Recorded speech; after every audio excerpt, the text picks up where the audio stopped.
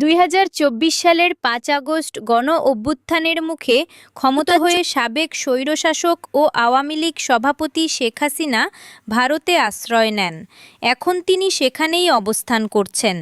এই প্রেক্ষাপটে সম্প্রতি সামাজিক যোগাযোগ মাধ্যমে একটি ভিডিও ছড়িয়ে পড়ে, যেখানে দাবি করা হয় এটি দিল্লিতে শেখ হাসিনার নেতাকর্মীদের উদ্দেশ্যে দেওয়া সাম্প্রতিক বক্তব্যের দৃশ্য। তবে রিউমার স্ক্যানার টিমের অনুসন্ধানে জানা যায়, আলোচিত ভিডিওটি সাম্প্রতিক নয়, বরং এটি 2018 সালের একটি পুরনো ভিডিও।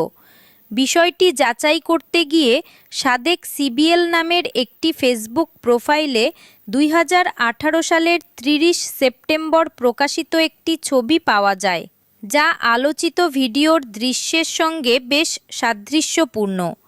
আরও অনুসন্ধানে একই দিনে ইফজাল চৌধুরী নামের আরেকটি ফেসবুক প্রোফাইলে প্রকাশিত একটি ভিডিও পাওয়া যায়।